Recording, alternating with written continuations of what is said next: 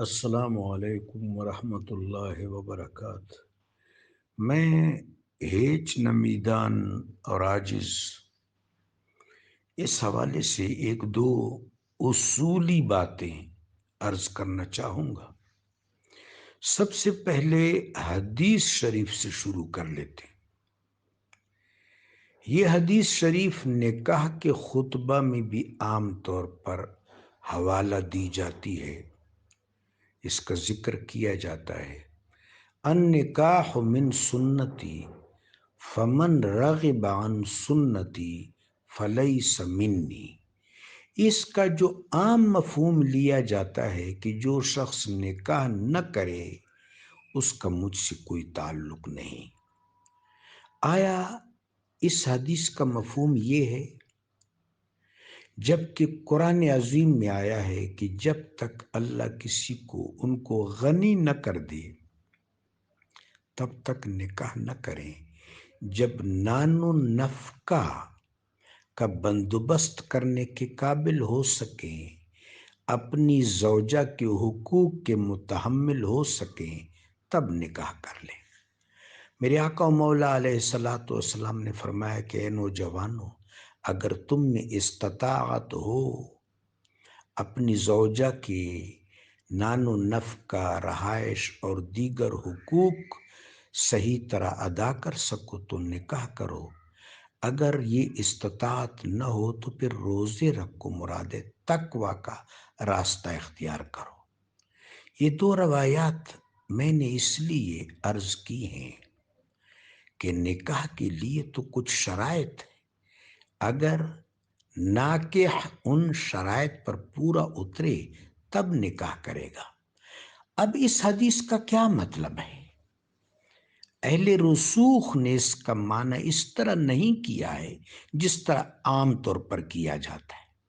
النکاح من سنتی فمن رغب عن سنتی فلیس منی، یعنی میری سنت نکاح ہے، جس نے تزویج کا اس کے علاوہ کوئی راستہ اختیار کیا وہ ہم میں سے نہیں، اس کا مجھ سے کوئی تعلق نہیں۔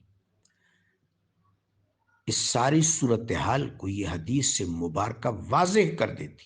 النکاح من سنتی، میری سنت اس خاص حوالے سے صرف نکاح ہے۔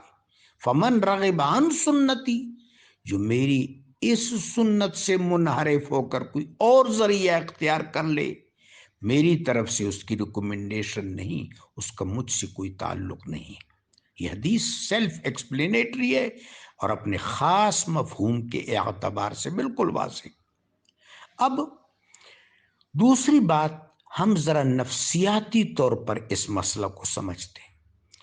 دنیا کی کسی مرد پر یہ بات پیش کر دی جائے جس خطے میں بھی رہتا ہو، میں ایک بالیدہ فکر، ایک متین شخص کی بات کر رہا ہوں، بالیدہ فکر، متین اور غیور شخص پر یہ بات پیش کر دی جائے جو قدر شرف انسانی سے بہرور ہو کہ کیا تو یہ بات پسند کرے گا کہ تیری بہن یا تیری بیٹی یا تیری کوئی رشتہ دار خاتون کسی کی کنیز بنے؟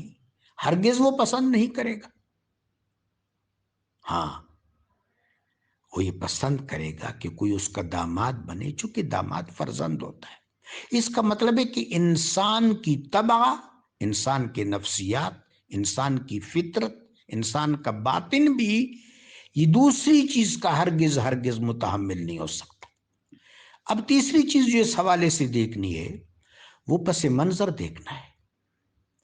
یہ معصوم بچیاں جن کو کڈنیپ کیا جاتا تھا، بردہ فروش ان مظلوموں کو، ان مظلوم بچیوں کو اغوا کر لیتے تھے، میلوں ٹھیلوں میں بیچتے تھے، پھر ہوس پرستوں کے ہاتھ لگ جاتی تھی۔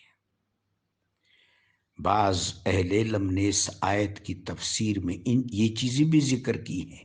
وَإِذَا الْمَوْءُودَةُ سُئِلَتْ بِأَيِّ ذَنبٍ قُتِلَتْ، یہ قرآن عظیم کا سخت ترین مقام ہے۔ وَإِذَا الْمَوْءُودَةُ سُئِلَتْ، یاد کرو اس وقت کو جب زندہ درگور کی جانے والی، مجبور، مظلوم قسم پرس بچی سے سوال ہوگا بِأَيِّ ذَنْبٍ قُتِلَتْ، کس گناہ کے پاداش میں تو قتل کر دی گئی، تیری جان لی گئی، تیری آبرو لی گئی، تیرا شرف پامال ہوا، تیری عزت پامال ہوئی۔ تو یہ ایک ظالمانہ رواج تھا۔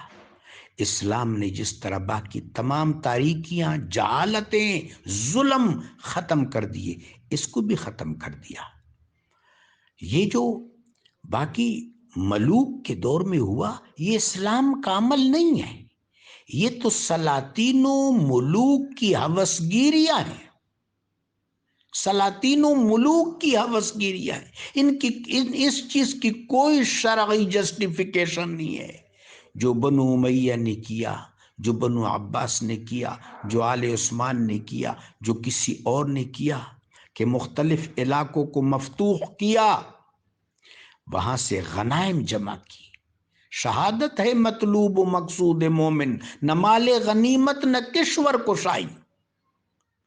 اسلام کا جہاد غنائم کے لیے نہیں ہوتا، خواتین کو کنیز بنانے کے لیے نہیں ہوتا، خواتین کو کنیز بنانے کے لیے نہیں ہوتا، خواتین کی آبرومندی کے لیے، ان کے شرف کے لیے، ان کی عزت کے لیے، ان کی آبرو کی حفاظت کے لیے ہوتا ہے۔ ما لکم لا تقاتلون فی سبیل اللہ والمستضعفون من الرجال والنساء والولدان یقولون ربنا اخرجنا من هذه القریۃ الظالم اہلها۔